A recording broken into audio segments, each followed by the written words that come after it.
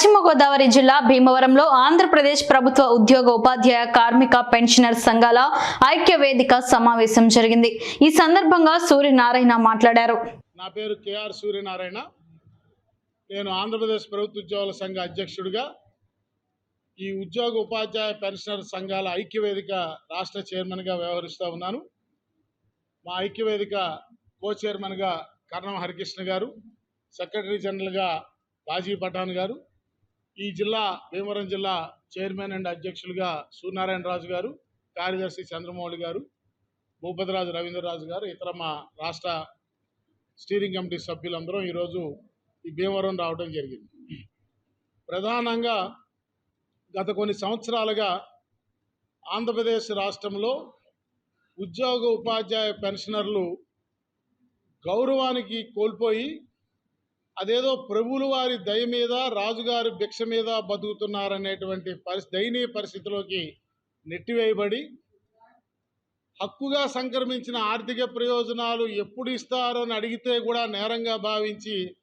కేసులు పెట్టి ఉద్యోగ ఉపాధ్యాయ పెన్షనర్ నాయకుల్ని వేధిస్తున్నటువంటి పరిస్థితుల్లోంచి మరోపక్క పేరుకుపోయిన వేలాది కోట్ల రూపాయల బకాయిలు, మరొక పక్క సిపిఎస్ ఉద్యోగులకి విధానపరమైన నిర్ణయము సిపిఎస్ విషయంలో రద్దు చేయకపోగా కొత్తగా అయోమయంగా ఒక జిపిఎస్ అనేటువంటి ఒక విధానాన్ని తీసుకురావడం, ఉన్న సిపిఎస్లో విధానం ప్రకారం 10% ప్రభుత్వం వాటా 10% ఉద్యోగుల వాటా కలిపి ప్రాణ అకౌంట్లో జమ చేయకుండా సంవత్సరాల తరబడి పెండింగ్ పెట్టడం, కేంద్ర ప్రభుత్వ పథకం అయినటువంటి సిపిఎస్ని అడాప్ట్ చేసుకున్నామని చెప్పిన రాష్ట్ర ప్రభుత్వం కేంద్ర ప్రభుత్వం ఇచ్చినటువంటి రాయితీల్ని 14% తన వాటాని కేంద్ర ప్రభుత్వం పెంచితే దాన్ని పెంచకపోవడం, అలాగే 2004 జనవరికి ముందు నోటిఫికేషన్ ద్వారా నియామకమైన వాళ్ళని పాత పెన్షన్ విధానంలో తీసుకెళ్ళడానికి కేంద్రం ఇచ్చిన అవకాశాన్ని రాష్ట్రంలో ఇవ్వకపోవడం, టీచర్లకి ప్రమోషన్ లేక ఏ పదవిలో నియామకం అయితే అదే పదవిలో రిటైర్ అయ్యేటువంటి దౌర్భాగ్య పరిస్థితి, వాళ్ళ సర్వీసుల్ని నియంత్రించడానికేమో సర్వీస్ రూల్స్ లేని పరిస్థితి, కానీ క్రమశిక్షణ రూల్స్ క్రమశిక్షణ పేరు మీద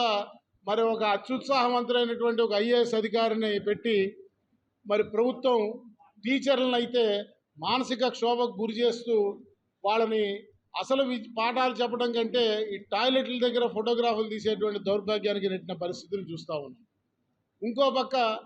ఆర్టీసీని ప్రభుత్వంలో విలీనం చేశామని చెప్పి వారికి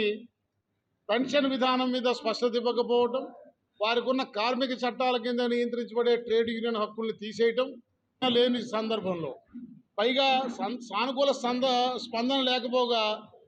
మా జీపీఎఫ్ సొమ్ముని మాకు తెలియకుండా మా ఖాతాల్లోంచి ప్రభుత్వం 500 కోట్లు దొంగతనం చేసేసి ఐ రీట్రేట్ మరొకసారి పునరుద్ఘాటిస్తున్న ప్రభుత్వం అధికారికంగా ఉద్యోగుల ఖాతాల్లోంచి 500 కోట్ల సొమ్ముని దొంగతనం చేసిందని నేను నేరుగా ఆరోపిస్తా ఉన్నా। దీనికి ఈ రోజు వరకు ప్రభుత్వం సమాధానం చెప్పలేదు। మరోపక్క సిపిఎస్ ఉద్యోగులకు సంబంధించినటువంటి వారి నుంచి వసూలు చేసిన సొమ్ముని వారి ప్రాణ ఖాతాలో వేయకుండా సంవత్సరం పాటు ప్రభుత్వం ఇతరత్ర అవసరాలకు వాడేసుకుంది। పబ్లిక్ డిపాజిట్లో ఉండవలసినటువంటి మా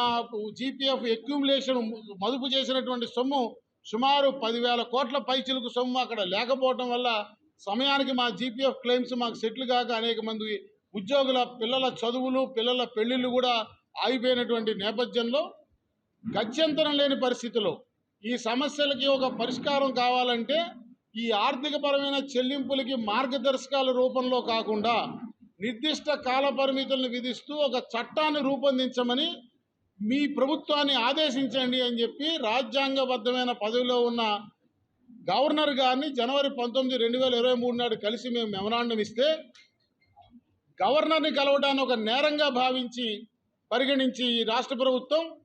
అప్పటి నుంచి నన్ను వ్యక్తిగతంగా టార్గెట్ చేసి నేను ప్రాతినిధ్యం వహిస్తున్న సంఘాల వ్యవస్థని చిన్నాభిన్నం చేసి నా కుటుంబాన్ని మానసిక క్షోభకు గురి చేసి